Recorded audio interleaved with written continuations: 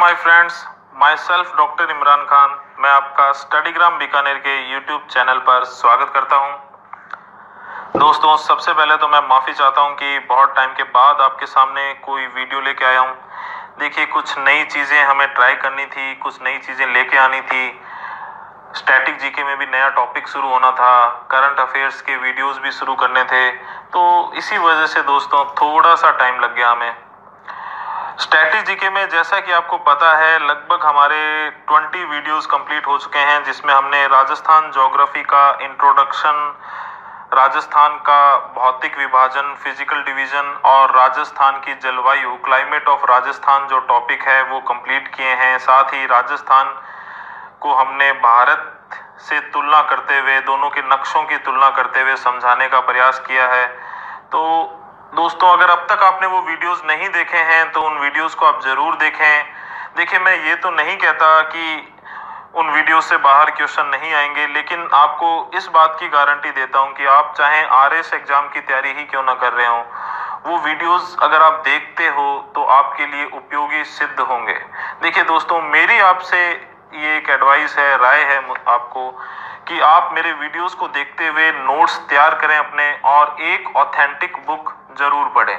देखिए दोस्तों, मैं कभी नहीं कहूँगा कि आप बुक ना पढ़ें, एक ऑथेंटिक बुक आप जरूर पढ़ें, और आई होप आपको वो सारे वीडियोस पसंद आएंगे और आपके लिए उपयोगी भी सिद्ध होंगे। और दोस्तों, करंट अफेयर्स में जो है वो हमने यही सोचा है कि अब से हम वॉइस ओवर वीडियोस लेके आएंगे आपके लिए करंट अफेयर्स का। दोस्तों, करंट अफेयर्स को नेग्लेक्ट मत कीजिएगा, ऐसा मत करना कि लास्ट में पढ़ लेंगे, 10-15 दिन पढ़ लेंगे। एक्चुअली में इतना ज़्यादा करंट अफेयर्स इकट्ठा हो जाता है कि फिर अपने को समझ ही नहीं आता क्या पढ़ना है, क्या छोड़ना है। तो आपका जो भी डेली रूटीन है, जो भी आपका स्टडी प्लानिंग है, जो भी आपका स्टडी का एक टाइम टेबल है, उसमें 1 या 2 घंटे आप करंट अफेयर्स को जरूर रखें, क्योंकि जितने भी एग्जाम्स हैं उसमें स्टैटिक जीके से ज़्यादा करंट अफेयर्स को आजकल इंपॉर्टेंस मिलती है, और आपको अच्छे से पता है अगर आप 1-2 साल के पेपर पैटर्न को थोड़ा सा देखेंगे तो। अच्छा, स्टैटिक जीके में जो अगला टॉपिक अपना शुरू होगा दोस्तों, वो है राजस्थान की राजनीतिक एवं प्रशासनिक व्यवस्था, या अपने सिंपली बोल सकते हैं राजस्थान पॉलिटी। उसकी बात अपने स्टैटिक जीके के वीडियो में करेंगे। और बात अब मैं करता हूं करंट अफेयर्स की। तो करंट अफेयर्स में मैंने जैसा बोला, अपने वॉइस ओवर वीडियोस चलेंगे दोस्तों, और उसका परफॉर्मा कैसा रहेगा दोस्तों, कि जो मेरे वीडियोस होंगे वो मैं 3 सेगमेंट में बांट के आपके सामने रखूंगा, जिसमें Rajasthan current affairs, Indian current affairs और इंटरनेशनल करंट अफेयर्स। 3 सेगमेंट होंगे, राजस्थान, इंडिया और इंटरनेशनल। ठीक है दोस्तों, और आज का जो वीडियो आप देखोगे तो समझ जाओगे किस तरीके से अपने करंट अफेयर्स पढ़ेंगे। तो आई होप आपको आज का वीडियो अच्छा लगेगा। तो चलिए शुरू करते हैं बिना कोई देर किए हुए। दोस्तों, आज का जो अपना करंट अफेयर्स का वीडियो है, उसमें जो भी टॉपिक या जितने भी टॉपिक्स अपने कवर करेंगे, उनकी एक छोटी सी रूपरेखा आपके सामने मैं रख देता हूं। देखिए, पहले ही मैंने बोला 3 सेगमेंट्स में बंटा होगा, राजस्थान, इंडिया और इंटरनेशनल। राजस्थान में सबसे पहले हम देखेंगे मरुसेना। मरुसेना दोस्तों, नाम से आपको लग रहा होगा कि कोई वन्य विभाग द्वारा तैयार की गई सेना है जो वन क्षेत्र के संरक्षण के लिए काम करेगी, ऐसा कुछ भी दिमाग में आ सकता है। लेकिन नहीं दोस्तों, ये एक पेस्टिसाइड है, उर्वरक है, खाद बोल सकते हो, बायो फॉर्मुलेशन है, ये प्राकृतिक रूप से तैयार की गई है। ठीक है, कौन सी संस्था ने तैयार की है, कैसे तैयार किया गया है इसे, इसके बारे में देखेंगे अपने। दूसरा टॉपिक राजस्थान करंट अफेयर्स में दोस्तों अपने लेंगे डेजर्ट ग्रिजल्ड स्कीपर। ये एक तितली है दोस्तों जो विलुप्त मानी जाती थी, लेकिन राजस्थान में देखने को मिली है अभी हाल ही में, तो इस पे चर्चा करेंगे। साथ ही आपकी बेटी योजना, ये एक योजना है सरकार के द्वारा चलाई गई। इसमें राजस्थान सरकार ने हाल ही में कुछ परिवर्तन किए हैं जो एग्जाम की दृष्टि से मेरे हिसाब से इंपॉर्टेंट है, तो इस पे चर्चा करेंगे दोस्तों। इसके बाद अपने आएंगे इंडिया वाले सेगमेंट में, जिसमें हम पहला टॉपिक लेंगे इंटरनेट के जरिए अभिव्यक्ति की स्वतंत्रता। इंटरनेट के जरिए अभिव्यक्ति की स्वतंत्रता। दोस्तों देखिए, आपको अच्छे से पता है अभी हाल ही में जम्मू कश्मीर का विशेष दर्जा जो है वो समाप्त कर दिया गया है। जो हमारे भारतीय संविधान का अनुच्छेद 370 है, उसे एक तरीके से स्क्रैप कर दिया गया है, निष्प्रभावी कर दिया गया है, या उसके बहुत सारे प्रावधानों को निष्प्रभावी कर दिया गया है। अच्छा दोस्तों, एक बात ध्यान रखना, अनुच्छेद 370 को संविधान से हटाया नहीं गया है, उसे निष्प्रभावी किया गया है।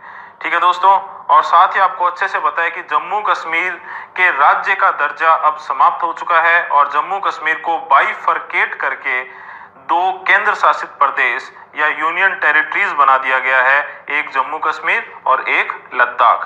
तो दोस्तों ये सब करने के बाद वहां कानून व्यवस्था बिगड़ सकती थी, इसी वजह से धारा 144 के तहत बहुत सारे प्रतिबंध लगाए गए। उन्हीं प्रतिबंधों को चुनौती देते हुए सर्वोच्च न्यायालय या उच्च न्यायालय में बहुत सारी याचिकाएं दायर की गई। उन्हीं याचिकाओं पर सुनवाई करते हुए सर्वोच्च न्यायालय या उच्चतम न्यायालय सुप्रीम कोर्ट ने कुछ फैसला सुनाए हैं, कुछ फैसले सुनाए हैं, उन्हीं पर अपने चर्चा करेंगे इस टॉपिक में। तो बहुत इंपॉर्टेंट टॉपिक है दोस्तों ये। ब्रू समझौता, अगला टॉपिक आपको दिख रहा है दोस्तों, ब्रू समझौता सॉरी दोस्तों, ये नॉर्थ ईस्ट उत्तर पूर्वी भारत से संबंधित है। वहां पर एक ब्रू समुदाय है, उसकी क्या समस्याएं चल रही है, क्यों ब्रू समुदाय के लोगों को शरणार्थी शिविरों में रहने को मजबूर होना पड़ा, और भारतीय सरकार ने हाल ही में उसके साथ कौन सा समझौता किया है, नाम तो आपके सामने ही है, ब्रू समझौता किया है, और इसके तहत उन्हें क्या सुविधाएं मिलेगी। तो ये सारे पॉइंट्स हैं, इन पे चर्चा करेंगे अपने इसमें। तीसरा जो पॉइंट है दोस्तों, जो अपने इंडियन करंट अफेयर्स में पढ़ेंगे, वो है कश्मीरी केसर, जिसे हाल ही में जीआई टैग प्रमाण पत्र जारी किया गया है। दोस्तों इसके बाद अपने आएंगे तीसरे सेगमेंट में, जिसमें इंटरनेशनल अफेयर्स में, जिसमें हम दो टॉपिक्स को कवर करेंगे। पहला टॉपिक है हैनले पासपोर्ट इंडेक्स, नाम से ही पता चल रहा है ये किससे संबंधित है, पासपोर्ट से। और दूसरा जो टॉपिक है वो है भारत ने यूएई को पारस्परिक क्षेत्र घोषित किया। तो दोस्तों इसमें हम देखेंगे कि पारस्परिक क्षेत्र क्या है, ठीक है, और पारस्परिक क्षेत्र घोषित करने से क्या होता है, और यूएई को पारस्परिक क्षेत्र घोषित करने से भारत और यूएई के आपसी संबंधों पर क्या असर पड़ेगा। तो ठीक है दोस्तों, आई होप आपको एक रूपरेखा स्पष्ट होगी दिमाग में कि किस तरीके से ये वीडियो आगे बढ़ेगा। तो चलिए आगे बढ़ते हैं। सबसे पहले राजस्थान के करंट अफेयर्स पे आते हैं दोस्तों, और राजस्थान के करंट अफेयर्स में मैंने आपको पहले कहा था सबसे पहला टॉपिक है मरु सेना। और मरु सेना क्या है दोस्तों, तो थोड़ा सा मैं आपको ऐसे ही सुपरफिशियली बता देता हूं कि मरु सेना है ना दोस्तों, वो एक बायो फॉर्मुलेशन है, कीटनाशक है। क्या है, एक कीटनाशक है, बायो फॉर्मुलेशन है, जो एक फंगस और बैक्टीरिया को आपस में मिलाकर बनाया गया है। देखिए फंगस और बैक्टीरिया जो होते हैं उनमें सिम्बायोटिक रिलेशन पाया जाता है दोस्तों, मतलब आपस में सहजीवन पाया जा सकता है, एक अच्छे दोस्त की तरह आपस में मिलकर रह सकते हैं। तो इसी गुणों का फायदा उठाते हुए इन दोनों को आपस में मिलाकर एक बायो फॉर्मुलेशन तैयार किया गया है, जिसे मरु सेना कहते हैं। तो चलिए दोस्तों, इससे संबंधित वो सारी बातें जो एग्जाम्स की दृष्टि से हमारे लिए इंपॉर्टेंट हो सकती है उन पर चर्चा करते हैं। सबसे पहली बात तो ये जो बायो फॉर्मुलेशन है ये बनाया किसने है दोस्तों, ये डेवलप किया है केंद्रीय शुष्क अनुसंधान संस्थान द्वारा या central arid zone research institute के द्वारा दोस्तों, और आप इसे काजरी के नाम से जानते हो। और कहां पर स्थित है ये, जोधपुर में स्थित है। दूसरी बात, बायो फॉर्मुलेशन है जो फंगस और बैक्टीरिया से मिलकर तैयार किया गया है, और केंद्र सरकार ने इसके लिए काजरी को पेटेंट भी दे दिया है दोस्तों। क्या दे दिया है, पेटेंट भी प्रदान कर दिया है। ठीक है, बायो फॉर्मुलेशन है, फंगस और बैक्टीरिया से मिलकर तैयार हुआ है, काजरी ने विकसित किया है, और इसके लिए केंद्र सरकार ने काजरी को पेटेंट भी प्रदान कर दिया है।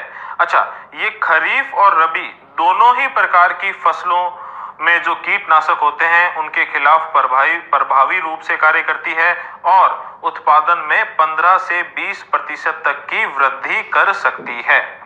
अब बात करते हैं वो कौन सी फंगस है और वो बैक्टीरिया या जीवाणु कौन सा है। तो दोस्तों, काजरी के वैज्ञानिकों ने थार की जमीन में एक फंगस की पहचान की, ट्राइकोडर्मा हर्जिनम, जो कि 40 से 50 डिग्री सेल्सियस के तापमान में भी रोगों से लड़ने में सक्षम होती है।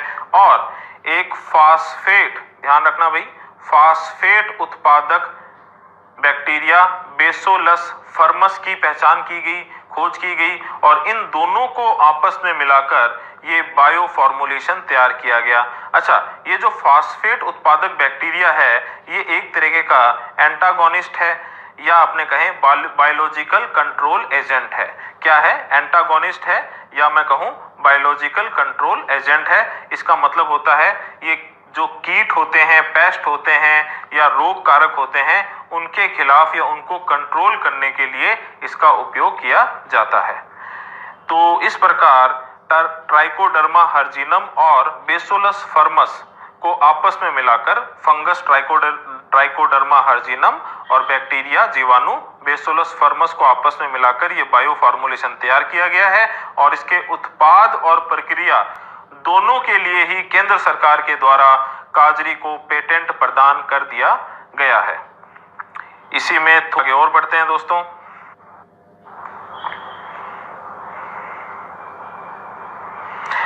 जैसा कि मैंने बताया कि ये खरीफ और रबी दोनों ही फसलों में रोग कारकों से लड़ने में सक्षम है। तो चलिए चर्चा करते हैं इस पे। तो खरीफ की फसलों में दोस्तों मुख्यतः मूंग, मोठ और तिल जो है उसमें जड़ गलन रोग होता है, जिसके कारण पौधे जो है या पौधा जो है वो समाप्त होने लगता है। तो मरु सेना इस रोग के खिलाफ प्रभावी रूप से कार्य करती है। खरीफ की ही एक फसल है मूंगफली। मूंगफली में दोस्तों कोलोराट रोग होता है, जिससे घेरे बनने लगते हैं और मूंगफली की जो फसल होती है उसे नुकसान पहुंचता है। और एक चीज ध्यान रखना दोस्तों, इस कोलोराट रोग के खिलाफ मरु सेना का ट्राइकोडर्मा हर्जिनम मतलब फंगस वाला भाग जो है वो इसे 60% तक कम कर देता है। तो ये थोड़ा सा डिस्कशन हुआ खरीफ की फसलों के बारे में। मूंग, मोठ व तिल में जड़ गलन रोग के खिलाफ ये काम करता है, उसको रोकने में काम करता है। मूंगफली में कोलोराट रोग जो होता है उसे इसका फंगस भाग ट्राइकोडर्मा जो है 60% तक कम कर देता है। अब बात करते हैं अपने रबी की फसल। रबी की फसल में एग्जाम्पल आप याद रखें जीरे का। जीरे के अंदर दोस्तों जड़ जो है वो काली पड़ जाती है, और ये होता है गिल्ट की वजह से, और इसकी वजह से जड़ जो है वो खत्म हो जाती है और पौधे की जो पकड़ है वो ढीली हो जाती है। पोषक तत्व पौधे में पहुंचना बंद हो जाते हैं, और अगर आप पौधे को पकड़ोगे तो आसानी से ये मिट्टी के ऊपर या जमीन से बाहर आ जाएगा। तो एक तरीके से इसकी पूरी फसल खराब हो जाती है, क्योंकि जड़ ही नहीं रहेगी तो पौधा कैसे रहेगा। और किसके कारण होता है? गिल्ट के। और मरु सेना जो है वो इस गिल्ट को पीछे धकेलने में सहायक होती है। तो आई होप दोस्तों आपको ये चीजें समझ आई होगी। खरीफ में याद रखें मूंग, मोठ व तिल में जड़ गलन रोग, मूंगफली के अंदर कोलोराट रोग, और रबी के अंदर जीरे में जो जड़ काली पड़ जाती है गिल्ट के कारण, उसमें मरु सेना का उपयोग कर सकते हैं। और मरु सेना एक बायो फॉर्मुलेशन है जो फंगस और बैक्टीरिया को आपस में मिलाकर बनाया गया है। और ये बायो फॉर्मुलेशन किसने तैयार किया है? काजरी ने। तो थोड़ी सी बात हम किसकी करते हैं अब? काजरी की। तो दोस्तों काजरी के केंद्रीय शुष्क क्षेत्र अनुसंधान संस्थान central arid zone research institute, इसकी स्थापना केंद्रीय सरकार या मैं बोलूं भारतीय सरकार ने 1959 में 1959 में जोधपुर में की थी। थोड़ा सा इसके इतिहास की बात करते हैं, क्या पता शायद क्वेश्चन आ जाए। तो देखिए दोस्तों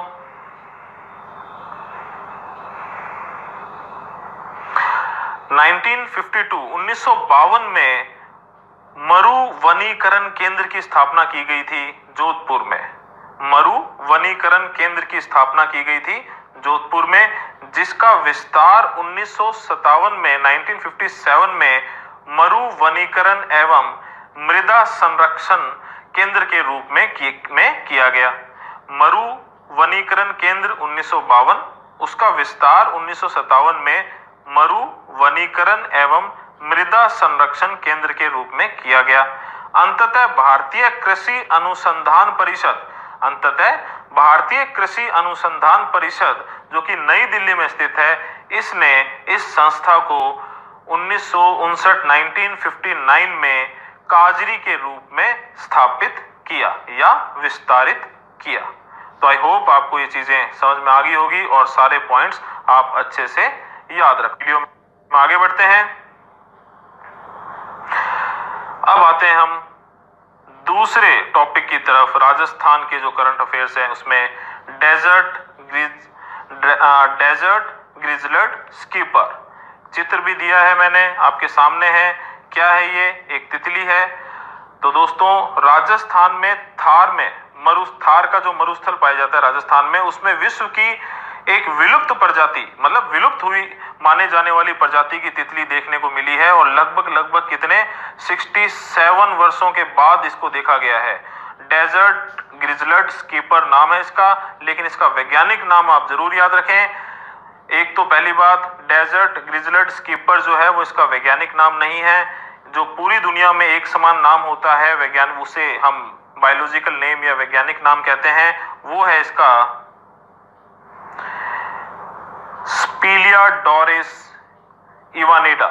स्पीलियाडोरिस इवानिडा। तो थोड़ा सा ध्यान रखना दोस्तों, डेजर्ट ग्रिजलर्ड स्कीपर इसका वैज्ञानिक नाम नहीं है, इसका वैज्ञानिक नाम है स्पीलियाडोरिस इवानिडा और इसे सिंध स्कीपर के नाम से भी जाना जाता है। किस नाम से जाना जाता है? स्कीपर के नाम से भी जाना जाता है। तो दोस्तों ये जैसलमेर के अमर सागर क्षेत्र में देखने को मिली है। अच्छा, अमर सागर क्षेत्र कहाँ है दोस्तों? अमर सागर है वो पश्चिमी जैसलमेर, जो अपना पश्चिमी जैसलमेर है उसके बाहरी इलाके में बड़ा बाग क्षेत्र है दोस्तों। बड़ा बाग क्षेत्र जो है उससे 4 किलोमीटर दूर अमर सागर झील है, उस क्षेत्र को हम अमर सागर क्षेत्र के नाम से जानते हैं। ठीक है, और बड़ा बाग जो है वो भाटी वंश की छतरियों के लिए भी जानी जाती है। बड़ा बाग क्षेत्र जो है वो भाटी वंश जो है उसके छतरियों के लिए भी या कैनोपीज के लिए भी जाना जाता है। ठीक है, और एक चीज और दोस्तों, ये जो तितली है लगभग 67 वर्षों के बाद दिखाई दी है। अंतिम बार गुजरात के डीसा क्षेत्र में 1949 में इसे देखा गया था। इसे 1949 में अंतिम बार कब देखा गया था? गुजरात के डीसा में 1949 में अंतिम बार देखा गया था। ठीक है, आई होप आपको ये पॉइंट्स याद रहेंगे। चलिए की तरफ चलते हैं, थर्ड टॉपिक की तरफ चलते हैं जो राजस्थान से संबंधित अंतिम टॉपिक है, आपकी बेटी योजना। दोस्तों सबसे पहले तो ये कि आपकी बेटी योजना के तहत उन बालिकाओं को जिनके पेरेंट्स में से किसी एक का निधन हो गया है, जो गरीब बालिकाएं हैं, उनके लिए योजना है। और इस योजना के तहत कक्षा 1 से 8 में अध्ययनरत बालिकाएं जो है उन्हें वार्षिक आर्थिक सहायता के रूप में 1100 रुपए देने का प्रावधान था और कक्षा 9 से 12 में अध्ययनरत बालिकाओं को वार्षिक आर्थिक सहायता के रूप में 1500 रुपए देने का प्रावधान था। पहली बात तो ये याद रखें। ठीक है, लेकिन हाल ही में राजस्थान सरकार ने इस वार्षिक आर्थिक सहायता को बढ़ा दिया है, 1,000 रुपए ज्यादा कर दिया है। अब कक्षा 1 से 8 में अध्ययनरत बालिकाएं जो है उनको जो वार्षिक आर्थिक सहायता दी जाती थी उसे बढ़ाकर 1100 से 2100 रुपए कर दिया गया है और कक्षा 9 से 12 में अध्ययनरत बालिकाओं को जो आर्थिक सहायता प्रदान की जाती थी, वार्षिक आर्थिक सहायता, उसे 1500 से बढ़ाकर 2500 रुपए कर दिया गया है। ठीक है दोस्तों, तो ध्यान रखिएगा। पहले क्या प्रावधान? कक्षा 1 से 8 में अध्ययनरत बालिकाओं को दी थी वार्षिक आर्थिक सहायता के रूप में 1100, कक्षा 9 से 12 में अध्ययनरत बालिकाओं को वार्षिक आर्थिक सहायता के रूप में कितने रुपए मिलते थे? 1500। इन्हें दोनों को ही 1,000 बढ़ाकर कक्षा 1 से 8 में अध्ययनरत बालिकाओं को दी जाने वाली वार्षिक आर्थिक सहायता 2100 रुपए कर दी गई है और कक्षा 9 से 12 में अध्ययनरत बालिकाओं को जो आर्थिक सहायता प्रदान की जाती थी उसे बढ़ाकर 2500 रुपए कर दिया गया। थोड़ा सा इसमें और डिस्कस करते हैं, एग्जाम के हिसाब से इंपॉर्टेंट है। देखिए दोस्तों, तो आपकी बेटी योजना के तहत गरीबी रेखा से नीचे जीवन यापन करने वाले परिवारों की राजकीय विद्यालयों में अध्ययनरत ऐसी बालिकाओं को आर्थिक सहायता प्रदान की जाती थी जिनके माता पिता दोनों अथवा किसी एक का निधन हो गया हो। हालांकि ये पॉइंट मैं आपको पहले ही बता चुका हूं। अच्छा, एक छोटा सा पॉइंट और है जो आपकी बेटी योजना से संबंधित नहीं है, फिर भी याद जरूर रखें। देखिए दोस्तों, जब आपकी बेटी योजना में जो वार्षिक आर्थिक सहायता को बढ़ाया गया, तो उसके साथ साथ ही सरकार ने चुनाव ड्यूटी के दौरान किसी अधिकारी की मृत्यु हो जाती है तो उसके परिवार को पहले 15 लाख रुपए की आर्थिक सहायता दी जाती थी। उस 15 लाख की राशि को बढ़ाकर अब 20 लाख रुपए कर दिया गया है। तो ये पॉइंट भी जरूर ध्यान रखें। आपकी बेटी योजना के तहत दी जाने वाली आर्थिक सहायता को जो बढ़ाया गया, तो उसके साथ साथ जो सरकार है उसने चुनाव ड्यूटी के दौरान जो किसी अधिकारी की मृत्यु हो जाने पर उसके परिवार को जो 15 लाख रुपए की आर्थिक सहायता मिलती थी, उसको भी बढ़ाकर कितना कर दिया? 20 लाख रुपए कर दिया। चलिए फ्रेंड्स, अब हम इस वीडियो के दूसरे सेगमेंट पे आते हैं, इंडियन करंट अफेयर्स में, और उसमें हमारा पहला टॉपिक है इंटरनेट के जरिए अभिव्यक्ति की स्वतंत्रता। दोस्तों, इस टॉपिक में हम अनुच्छेद 370 जो है उसके अधिकांश प्रावधानों को निष्प्रभावी करने के बाद जो कानून व्यवस्था ना बिगड़े, इसके लिए धारा 144 या मैं कहूं जो जम्मू कश्मीर में जो विभिन्न प्रकार के प्रतिबंध लगाए गए, उनके खिलाफ जो याचिकाएं दायर की गई, उस पर सर्वोच्च न्यायालय ने सुनवाई करते हुए जो फैसले दिए, उस पर अपने चर्चा करेंगे। तो चलिए देखते हैं।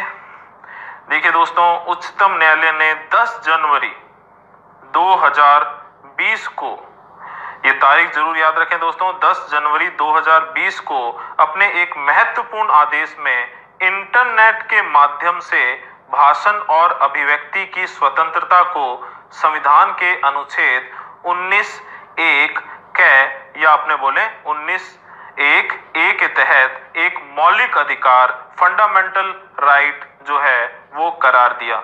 देखिए दोस्तों, आपको अच्छे से पता है आर्टिकल 19(1)(a) या 19(1) क के तहत हमें भाषण और अभिव्यक्ति की स्वतंत्रता मिलती है। स्वतंत्रता का मौलिक अधिकार जो होता है उसमें अनुच्छेद 19, 20, 21 और 22 आते हैं, और अकेले अनुच्छेद 19 से ही हमें 6 प्रकार की स्वतंत्रताएं मिलती है। आप कमेंट बॉक्स में जरूर बताएं वो कौन कौन सी हैं। मेरा अभी मेन फोकस है अनुच्छेद 19(1) क या 19(1)(a) पर, जिससे हमें भाषण और अभिव्यक्ति की स्वतंत्रता मिलती है, और इसको थोड़ा सा विस्तारित कर दिया है उच्चतम न्यायालय ने 10 जनवरी 2020 को, जिसमें उच्चतम न्यायालय ने अपने आदेश में इंटरनेट के माध्यम से भाषण और अभिव्यक्ति को भी एक मौलिक अधिकार करार दे दिया। किसके तहत? अनुच्छेद 19(1) क के तहत। और ये जो आदेश दिया है दोस्तों, वो 3 सदस्य बेंच बोल सकते हैं, पीठ बोल सकते हैं, उन्होंने दिया है, और न्यायमूर्ति जो हैं उसमें शामिल वो है न्यायमूर्ति NV रमन, न्यायमूर्ति BR गवई और न्यायमूर्ति सुभाष रेड्डी। ठीक है दोस्तों, तो नाम जरूर ध्यान रखें, न्यायमूर्ति NV रमन, न्यायमूर्ति सुभाष रेड्डी। और ये आदेश क्यों दिए गए हैं मैं आपको पहले ही बता चुका हूं। ये आदेश संविधान के अनुच्छेद 370 के अधिकांश प्रावधान समाप्त करने के बाद राज्य में लगाए गए तमाम प्रतिबंधों को चुनौती देने वाली याचिकाओं पर दिया गया है। अच्छा, इस निर्णय के प्रमुख बिंदुओं पर थोड़ी सी अपने चर्चा करते हैं। तो आपको एक चीज तो पता है कि इंटरनेट के माध्यम से भाषण और अभिव्यक्ति को एक तरीके से मौलिक अधिकार मान लिया गया है। कौन से अनुच्छेद के तहत? अनुच्छेद 19(1) क के तहत। तो ये तो इस फैसले का मेन पॉइंट है।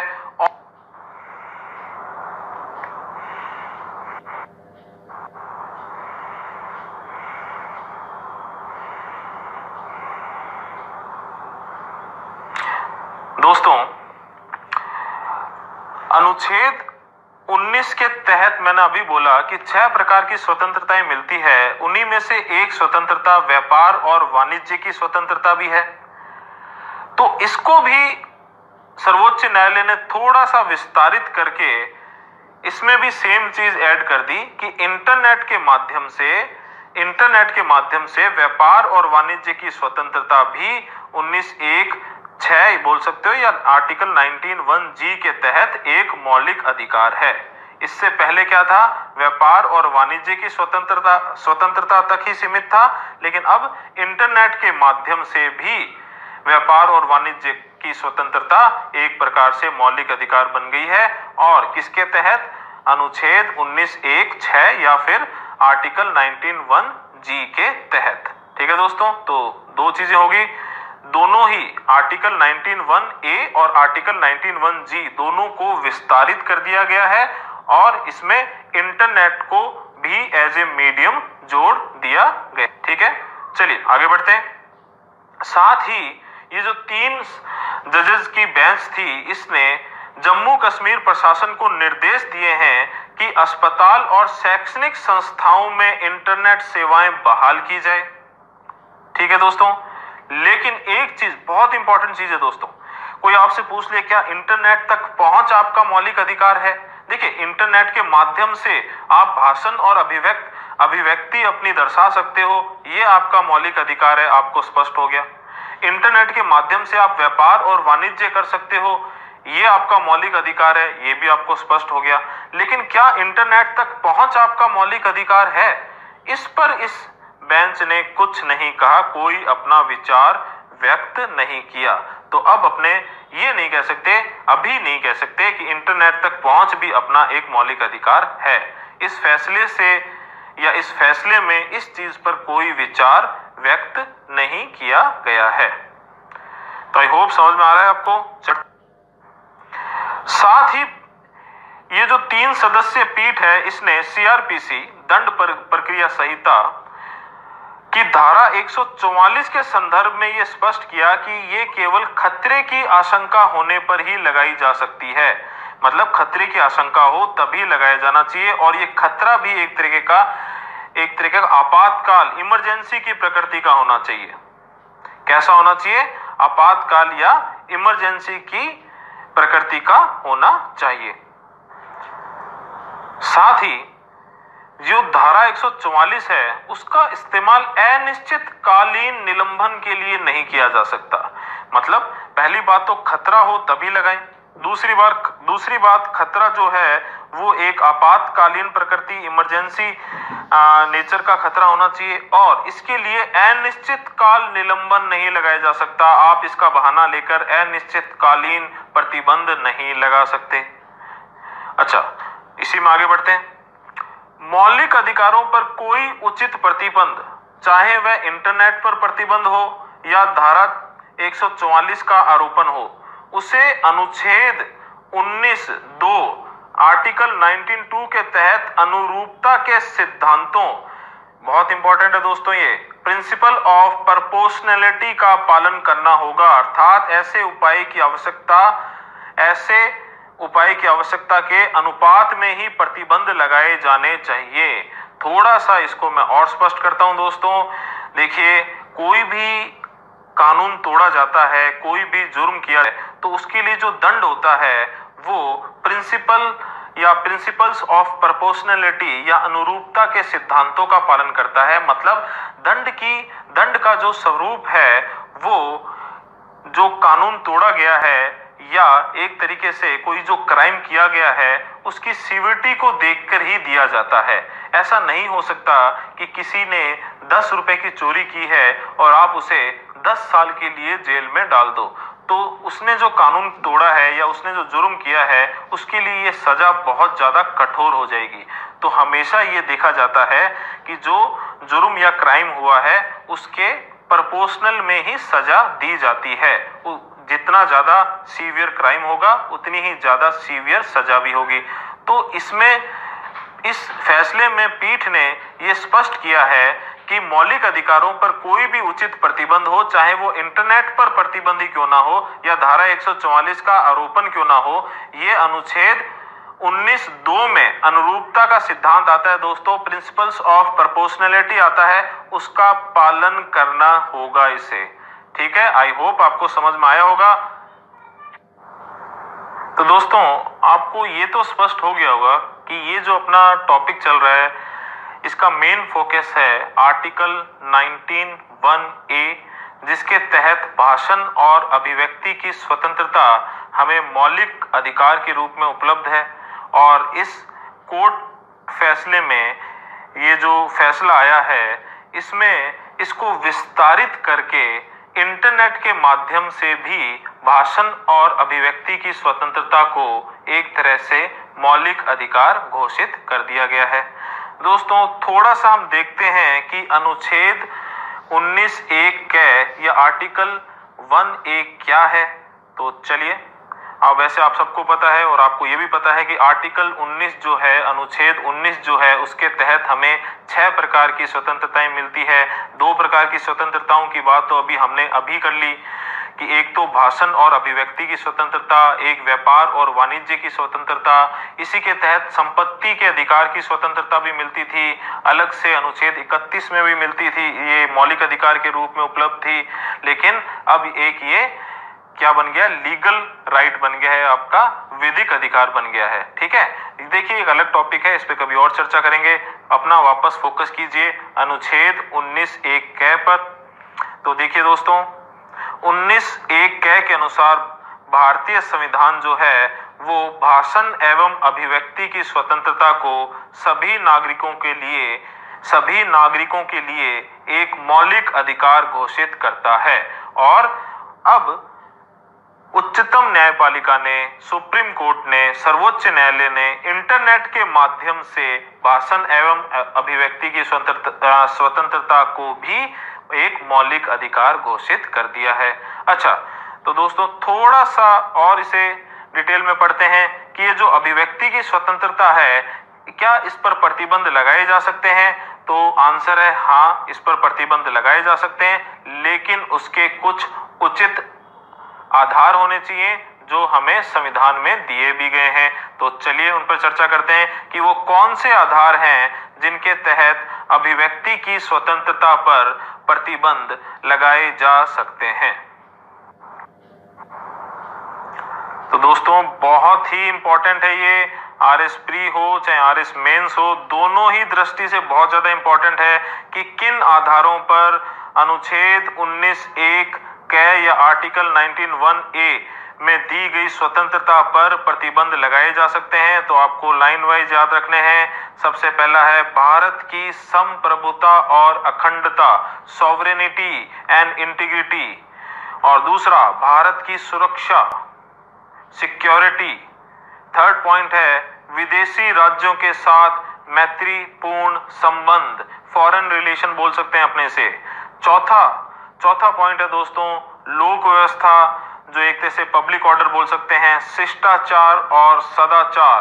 और नेक्स्ट पॉइंट है दोस्तों न्यायालय की अवमानना, मानहानि या अपराध के लिए उकसाने के संबंध में। तो दोस्तों फिर से आपको बता देता हूं, भारत की संप्रभुता और अखंडता, राज्य की सुरक्षा, विदेशी राज्यों के साथ मैत्रीपूर्ण संबंध, लोक व्यवस्था, शिष्टाचार और सदाचार, और न्यायालय की अवमानना, मानहानि या अपराध के लिए उकसाने के संबंध के आधारों पर इस मौलिक अधिकार पर उचित प्रतिबंध लगाए जा सकते हैं। ये सारे पॉइंट्स एज इट इज याद रखें दोस्तों, और आई होप आपको ये टॉपिक बिल्कुल समझ में आ गया होगा।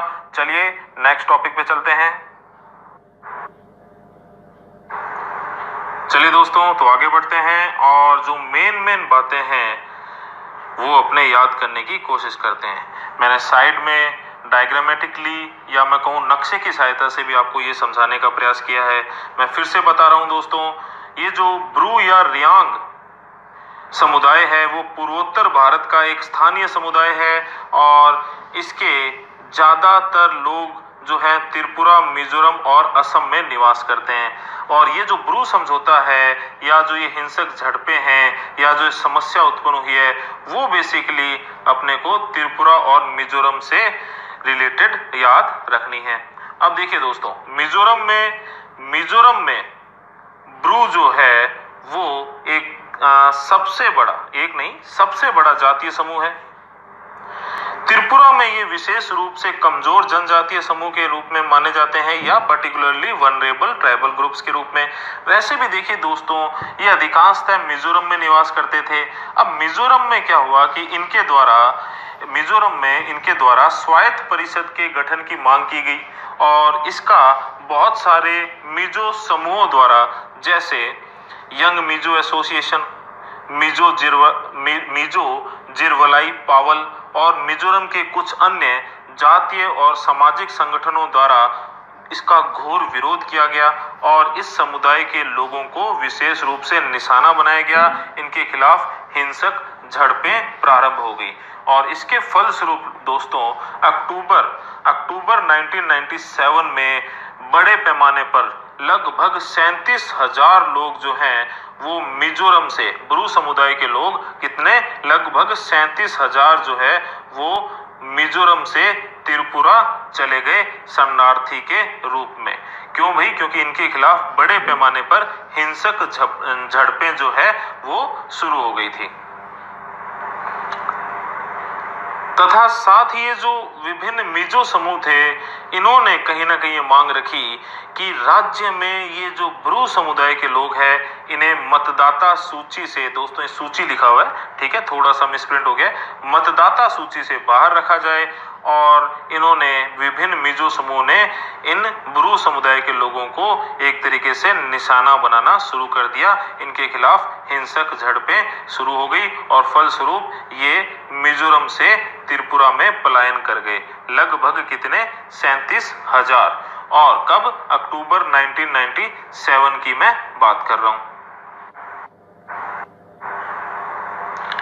तो दोस्तों थोड़ा सा यहाँ मैप पर फोकस कीजिए तो अब आपको और ज्यादा स्पष्ट हो जाएगा कि अक्टूबर 1997 में जब ब्रू समुदाय के लगभग 37,000 लोगों ने पलायन किया तो मुख्यतः कहां से, अच्छा अगर आप सीधे राज्य याद रखें तो ठीक है, मिजोरम से त्रिपुरा गए, लेकिन मिजोरम में भी आप 3 जिले विशेष रूप से याद रखें दोस्तों। पहला है मामित, पहला कौन सा है? मामित। दूसरा है कोलासिब और एक है लुंगली। तो वापस से नाम याद रखें, मामित, कोलासिब और लुंगली। तो मुख्यतः इन जिलों से लगभग 37,000 ब्रू समुदाय के लोग जो है वो अपनी जान बचाकर कहां भागे? त्रिपुरा की तरफ गए और त्रिपुरा में जाकर इन्होंने शरणार्थी के रूप में शरण ली। और कहां पर? विभिन्न राहत शिविरों में। अच्छा, तब से लेकर, कब की बात है ये? अक्टूबर 1997 की। तो तब से लेकर लगभग 5,000 से अधिक ब्रू लोग जो है या ब्रू समुदाय के लोग जो हैं वो वापस मिजोरम में लौट गए हैं, क्योंकि धीरे धीरे हालात थोड़े सामान्य होते चले गए। लेकिन दोस्तों अभी भी 5400 परिवारों के लगभग 32,000 लोग अभी भी उत्तरी त्रिपुरा में, या मैं बोलूं त्रिपुरा में राहत शिविरों में रहते हैं। तो इन राहत शिविरों में जो ये ब्रू समुदाय के लोग रह रहे हैं, बेसिकली इन्हें ही त्रिपुरा या फिर पुनः मिजोरम में स्थायी रूप से बसाने के लिए यह ब्रू समझौता किया गया है दोस्तों। ठीक है, तो पहली बात और मेन बात तो आपको यही याद रखनी है। अब इस समझौते के कुछ विशेष बिंदु या इंपॉर्टेंट पॉइंट्स अपने सीधा फैक्चुअल याद कर लेते हैं। तो दोस्तों 1997 के बाद ये लोग कहां पर? त्रिपुरा में रहने लग गए और काफी हद तक तो नहीं, लगभग 5,000 लोग से या 5,000 से ज्यादा वापस आ गए। और उसके बाद अब वर्तमान में ये समझौता हुआ है। क्यों? क्योंकि जो अस्थायी रूप से राहत शिविरों में लोग रह रहे हैं उन्हें स्थायी रूप से बसाने के लिए। और एक चीज आपको पता है कि भाई इनको एक विकल्प दिया गया है, चाहो तो मिजोरम में बस जाओ या त्रिपुरा में। अब कुछ खास बातें हैं दोस्तों, तो वो अपने एकदम फैक्ट्स की तरह याद करते हैं। देखिए दोस्तों, इस समझौते के तहत ऐसे ब्रू लोग जो 2009 के बाद से प्रत्यावर्तन के 8 चरणों के तहत, कितने चरण? 8 चरणों के तहत मिजोरम लौट आए हैं, त्रिपुरा वापस नहीं जा सकते। तो देखिए इसमें एक चीज आप ये याद रखें कि अब तक प्रत्यावर्तन के कितने चरण हो चुके हैं? 8 चरण हो चुके हैं कि, और कौन से सन के बाद में, कौन से वर्ष के पश्चात? 2009 के पश्चात। तो इस समझौते के तहत ऐसे ब्रू समुदाय के लोग जो 2009 के बाद प्रत्यावर्तनों के 8 चरणों के तहत मिजोरम लौट आए हैं, वापस से त्रिपुरा नहीं जा सकते। ठीक है दोस्तों। अच्छा, इन ब्रू लोगों को जो त्रिपुरा में निवास कर रहे हैं, त्रिपुरा में राहत शिविरों में निवास कर रहे हैं, उनकी संख्या को एग्जैक्ट पता लगाने के लिए एक तरह से इन राहत शिविरों में सर्वेक्षण और भौतिक सत्यापन किया जाएगा। सर्वेक्षण और भौतिक सत्यापन मतलब इनके कागजात वगैरह देखे जाएंगे। अच्छा, केंद्र सरकार द्वारा पुनर्निर्वासित ब्रू लोगों के लिए एक विशेष विकास परियोजना को लागू किया जाएगा केंद्र सरकार के द्वारा। अच्छा, ऑलरेडी इनको एक तरीके से निवास कराने के लिए या फिर इनको पुनर्निर्वासित कराने के लिए 600 करोड़ रुपए खर्च किए जा चुके हैं या फंड जारी किया जा चुका है। अच्छा, ये जो केंद्र सरकार जो है, ये जो विकास परियोजना ला रही है, वो इस 600 करोड़ के अतिरिक्त होंगे। इसके तहत प्रत्येक पुनर्वासित परिवार को घर बनाने के लिए 0.03 एकड़ भूमि जो है वो एक तरीके से दी जाएगी। साथ ही आवास सहायता के रूप में घर बनाने के लिए 1.5 लाख 1.5 लाख रुपए दिए जाएंगे और जीविका हेतु एक मुश्त नकद लाभ के रूप में 4 लाख रुपए दिए जाएंगे और साथ ही उन्हें 5,000 रुपए का मासिक भत्ता और पुनर्वास की तारीख से 2 साल के लिए, मतलब अगले 2 साल तक मुफ्त राशन भी मिलेगा। तो फिर से थोड़े से पॉइंट है दोस्तों, वापस देखिए। प्रत्येक पुनर्वासित परिवार को घर बनाने के लिए कितनी भूमि दी जाएगी? 0.03 या 0.03 एकड़ भूमि। आवास सहायता के लिए इन्हें लगभग 1.5 लाख रुपए दिए जाएंगे। जीविका हेतु, मतलब ये आगे अपना कैसे जीविकापार्जन करते हैं, उसके लिए एक मुश्त नकद लाभ के रूप में 4 लाख रुपए दिए जाएंगे और साथ ही साथ 5,000 रुपए का मासिक भत्ता और पुनर्वास की तारीख से अगले 2 साल के लिए मुफ्त राशन भी उपलब्ध कराया जाएगा। तो आई होप दोस्तों आपको ये जो ब्रू समझौता है, ब्रू समुदाय के लोगों की जो समस्या चल रही है, नॉर्थ ईस्ट से संबंधित है दोस्तों। और देखिए इम्पोर्टेंट टॉपिक है, इसे जरूर पढ़ें, बड़े एग्जाम्स में आने के पूरे चांसेस है। चलिए फ्रेंड्स, अपना नेक्स्ट जो टॉपिक है वो है कश्मीरी केसर। आपको अच्छे से पता है केसर जो है वो मसाले के रूप में प्रसिद्ध है, साथ ही कॉस्मेटिक, सौंदर्य प्रसाधन और दवाइयों में या औषधि निर्माण में बहुत काम की चीज है ये। अच्छा दोस्तों, जो कश्मीरी केसर है वो क्यों है न्यूज में? क्योंकि हाल ही में कश्मीरी केसर को केंद्र सरकार ने जीआई प्रमाण पत्र या मैं बोलूं तो जीआई टैग जो है वो प्रदान किया है और ये जो जानकारी है वो उप राज्यपाल जीसी मुर्मू के द्वारा दी गई है। देखिए ये नाम मैंने इसलिए यहाँ पर लिखा है ताकि आपको ये भी थोड़ा सा याद रह जाए कि जम्मू और कश्मीर के अभी उप राज्यपाल कौन है? जीसी मुर्मू। अच्छा, अभी अपने ने थोड़ी देर पहले देख लिया, जम्मू कश्मीर अब एक राज्य नहीं रहा है बल्कि एक केंद्र शासित प्रदेश है और उप राज्यपाल कौन है? जीसी मुर्मू, ये भी ध्यान रखें। अच्छा दोस्तों, अब बात करते हैं अपने कश्मीरी केसर की। तो देखिए कश्मीरी केसर जो है दोस्तों दुनिया का एकमात्र ऐसा केसर है जो लगभग समुद्र तल से 1600 मीटर की ऊंचाई पर उगाया जाता है। इसकी खेती जो दोस्तों मुख्यतः पीर पुंजाल श्रेणी में करेवा झीलों के पास होती है। अच्छा, पीर पुंजाल श्रेणी की अगर बात करें तो आपको मैं बताना चाहूंगा कि जो हिमालय पर्वत श्रृंखला है दोस्तों वो मुख्यतः 4 श्रेणियों में बंटी हुई है और जिसमें आती है पार हिमालय, जिसे अपने ट्रांस हिमालय कहते हैं, इसके बाद वृहद हिमालय, मध्य हिमालय और शिवालिक। बेसिकली 3 श्रेणियां मानी जाती है, वृहद हिमालय, मध्य हिमालय और शिवालिक। ये जो पीर पुंजाल श्रेणी है दोस्तों ये मध्य हिमालय का भाग है। पीर पुंजाल, धौलाधर श्रेणी, ये सब आप ज्योग्राफी में पढ़ेंगे। तो दोस्तों पीर पुंजाल श्रेणी में करेवा झील, करेवा जो लेक्स हैं, करेवा झीलें पाई जाती है, इन्हें डिपोजिशनल लेक्स भी कहते हैं। लगभग कितनी 1600 से 1800 मीटर की ऊंचाई पर पीर पुंजाल श्रेणी पर, और इन्हीं झीलों के आसपास इस केसर की जो है खेती की जाती है।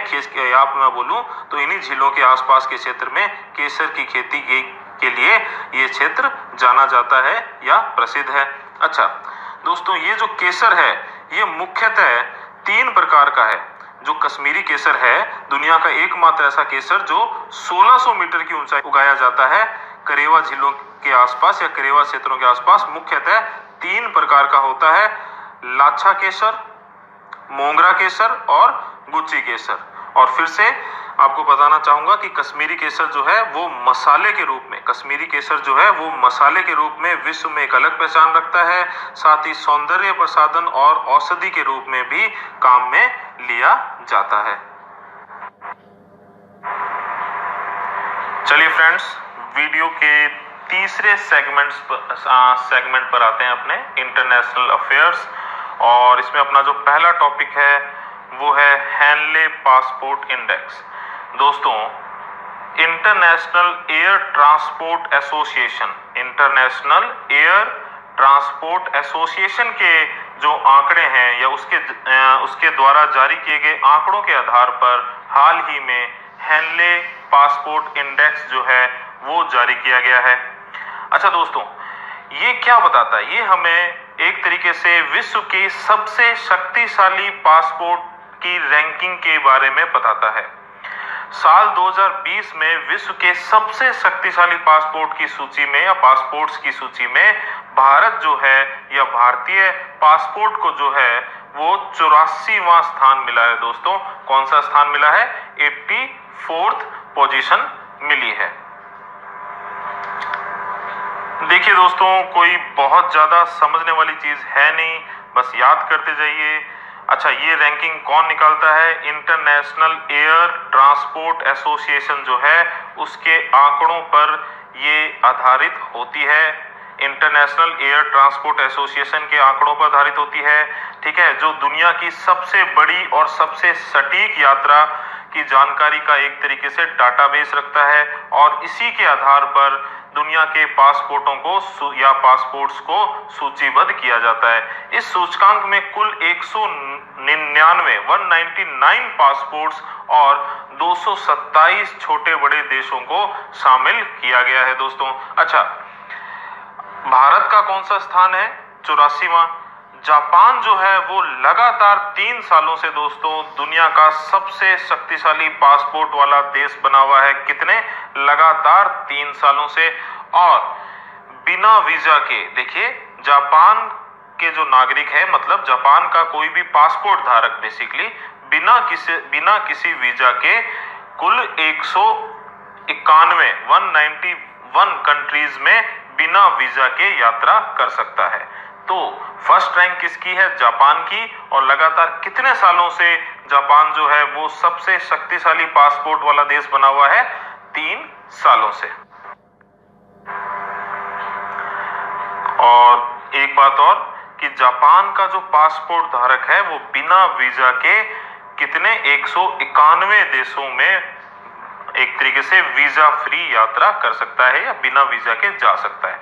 ये तो हुआ जापान की बात, पहली रैंक। सिंगापुर को दूसरा स्थान मिला है दोस्तों। और सिंगापुर का नागरिक, बेसिकली नागरिक नहीं कह सकते, अपने कहेंगे सिंगापुर का वो नागरिक जो पासपोर्ट धारक है वो कुल 190 देशों में वीजा फ्री यात्रा कर सकता है। 190 कंट्रीज में वीजा फ्री ट्रेवल कर सकता है।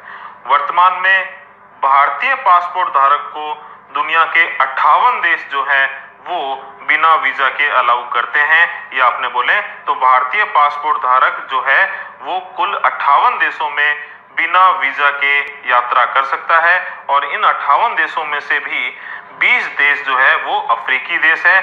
और इसके आधार पर जो हेनले पासपोर्ट इंडेक्स है उसमें भारत की रैंकिंग या भारत का स्थान कौन सा है दोस्तों? 84वां। ठीक है दोस्तों, तो ये सारी बातें आपको याद रखनी है, कोई बहुत ज्यादा समझने वाली बात है नहीं। इंटरनेशनल एयर ट्रांसपोर्ट एसोसिएशन के डाटा या आंकड़ों के आधार पर ये इंडेक्स जारी की जाती है और इसमें एक तरीके से ये बताया जाता है कि किसी भी देश का कोई पासपोर्ट कितना मजबूत है।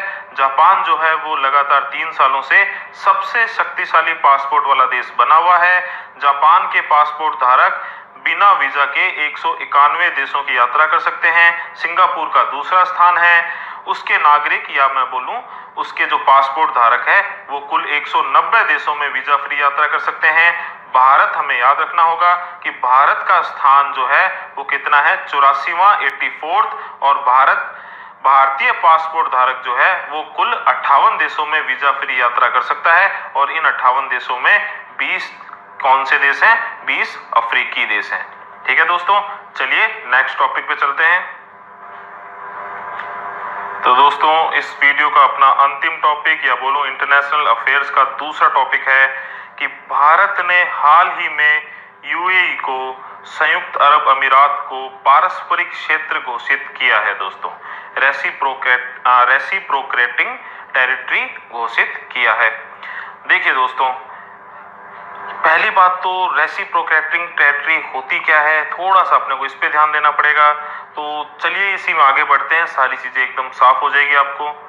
तो पहली बात तो ये ध्यान रखें दोस्तों कि हाल ही में विधि और न्याय मंत्रालय ने एक आदेश जारी करके संयुक्त अरब अमीरात को नागरिक प्रक्रिया संहिता कोड ऑफ सिविल प्रोसीजर 1908 की धारा सेक्शन 44A, तो ये जरूर याद रखें कौन सा सेक्शन 44A के तहत एक पारस्परिक क्षेत्र या रेसिप्रोकेटिंग टेरिटरी जो है वो घोषित किया है। ठीक है दोस्तों, ये याद हो जाएगा। चलिए अब आगे समझते हैं कि रेसिप्रोकेटिंग टेरिटरी या पारस्परिक क्षेत्र होता क्या है। तो दोस्तों ध्यान से सुनिए, बिल्कुल समझ आ जाएगा। इस निर्णय से दोनों देशों के बीच न्यायिक निर्णय को एक तो कम समय में लागू किया जा सकता है। ऐसा क्यों होगा? क्योंकि इस निर्णय से संयुक्त अरब अमीरात की अदालतों द्वारा, किसकी? संयुक्त अरब अमीरात यूएई की जो जुडिशरी है, जहाँ जो एक तरीके से कोर्ट्स हैं, जुडिशरी हैं, अदालतें हैं, उनके द्वारा पारित किए गए न्यायिक निर्णय को भारतीय सिविल अदालतों के द्वारा पारित निर्णयों के अनुरूप या समान ही माना जाएगा और उन्हें भारत में भी कार्यान्वित किया जा सकता है, या बोलूं तो भारत में भी लागू किया जा सकता है। फिर से सुन ले दोस्तों कि पारस्परिक क्षेत्र का क्या मतलब है। देखिए, इससे संयुक्त अरब अमीरात की अदालतों द्वारा पारित किए गए न्यायिक निर्णयों को भारतीय सिविल अदालतों द्वारा पारित निर्णयों के अनुरूप ही माना जाएगा और उन्हें भारत में भी, जैसे वो यूएई में पारित होते हैं या यूएई में लागू होते हैं, कार्यान्वित होते हैं, उन्हें भारत में भी कार्यान्वित किया जा सकता है। तो दोस्तों एक तरीके से सिंपल वर्ड्स में मैं कहूं तो यूएई की जो जुडिशरी है, वहां की जो अदालतें हैं, उनके जो एक तरीके से फैसले हैं सिविल मामलों में, नागरिक मामलों में, उन्हें भारत में भी, जैसे भारत के सिविल मामले या नागरिक मामलों में भारतीय कोर्ट्स के जो निर्णय होते हैं उन्हें लागू माना जाता है, वैसे ही संयुक्त अरब अमीरात की अदालतों के जो सिविल मामलों में जो भी एक तरीके से फैसले होंगे उन्हें भारत में भी लागू किया जा सकता है। देखिए दोस्तों, इस निर्णय से दोनों देशों के बीच न्यायिक निर्णयों में एक तो कम समय लगेगा, उन्हें लागू करने में कम समय लगेगा, क्योंकि वहां पर जो भी निर्णय होगा उसे भारत में भी लागू माना जाएगा। ठीक है, एक तरीके से कोई भी भारतीय प्रवासी जो यूएई में किसी नागरिक मामले में दोषी ठहराया जाता है, उसे भारत में सुरक्षित आश्रय नहीं मिलेगा। देखिए, वहां पर आप किसी नागरिक मामले में दोषी सिद्ध हो जाते हो और आप भागकर भारत आ जाते हो, तो एक तरीके से एक बहुत लंबा प्रोसीजर हो जाएगा दोनों ही देशों के लिए। लेकिन अब वहां की जो जुडिशरी है, वहां की जो अदालतें हैं, उनके निर्णयों को भारत में भी लागू माना जाएगा। तो एक तरीके से कोई भी ऐसा व्यक्ति जो यूएई में, ऐसा भारतीय प्रवासी मुख्यतः जो यूएई में किसी नागरिक मामले का दोषी ठहराया जाए, वो भारत में आकर सुरक्षित आश्रय नहीं ले सकता। ठीक है, सबसे बड़ी बात तो ये। तो एक तरीके से हम कह सकते हैं कि यूएई और भारत के जो मैत्रीपूर्ण संबंध है उसमें ये एक अगला कदम है दोस्तों।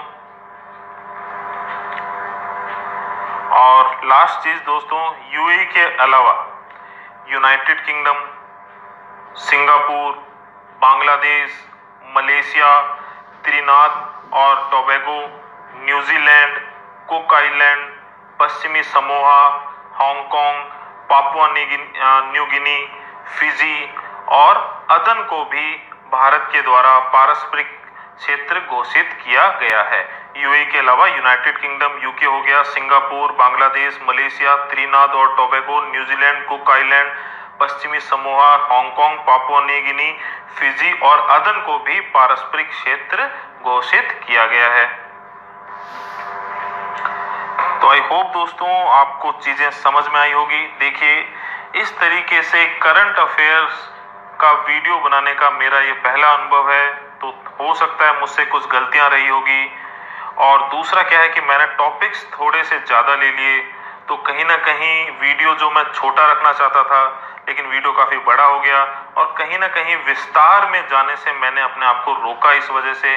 तो देखिए दोस्तों, पहला प्रयास है, कुछ गलतियां हैं उन्हें आप नज़रअंदाज कर दीजिए पहला प्रयास समझ के। और आगे जो है हम वीडियो में क्वालिटी को और भी ज़्यादा बेटर, क्वांटिटी क्वालिटी दोनों को और भी ज़्यादा बेटर करते चले जाएंगे। मेरा पहला प्रयास था, थोड़ी झिझक थी, कोई बात नहीं, आगे आने वाले वीडियोस में आपकी ये जो सारी कमियां हैं इन्हें दूर कर देंगे अपने। आई होप फिर भी आपको वीडियो पसंद आएगा। अच्छा दोस्तों, लेकिन जितने भी टॉपिक्स मैंने कवर किए हैं वो बहुत ज़्यादा इंपॉर्टेंट टॉपिक्स है, छोटे बड़े सभी एग्जाम्स में कहीं ना कहीं आपको देखने को जरूर मिलेंगे, मैं ऐसी आशा करता हूं। और आई होप आपको वीडियो पसंद आया होगा। अगर आपको वीडियो पसंद आया दोस्तों तो लाइक कीजिए। देखिए, पहला प्रयास था, थोड़ी बहुत गलतियां रह गई होगी, लेकिन फिर भी आई होप आपको वीडियो पसंद आया होगा। और अगर पसंद आया तो लाइक कीजिए। कोई छोटी मोटी कमी आपको दिखाई दी है तो कमेंट बॉक्स में कमेंट कीजिए। मैंने कुछ पूछा था आपसे कमेंट करने के लिए, उसका आंसर कमेंट बॉक्स में जरूर दीजिए। कोई बात अच्छी लगी है वो कमेंट बॉक्स में जरूर लिखिए। अच्छा, अगर अब तक आपने चैनल को सब्सक्राइब ही नहीं किया दोस्तों तो सब्सक्राइब जरूर करें, बेल आइकन को प्रेस करें, ताकि जैसे ही नया वीडियो आए आपके पास हाथों हाथ नोटिफिकेशन पहुंच जाए। आपके जितने भी फैमिली फ्रेंड्स हैं, फैमिली मेंबर्स हैं, फ्रेंड्स हैं जो आरपीएससी की एग्जाम्स की तैयारी कर रहे हैं, आरएस की तैयारी कर रहे हैं, तो उन्हें जरूर हमारे चैनल का लिंक भेजिए दोस्तों, उनसे हमारे चैनल को सब्सक्राइब करें दोस्तों। और दोस्तों मेन बात, कोरोना संकट का समय चल रहा है, तो घर से बिना वजह कम से कम निकलें, अपनी खुद की सेफ्टी रखें और अपने परिवार को भी सेफ रखें दोस्तों। तो चलिए मिलते हैं अपने नेक्स्ट वीडियो में। Thank you.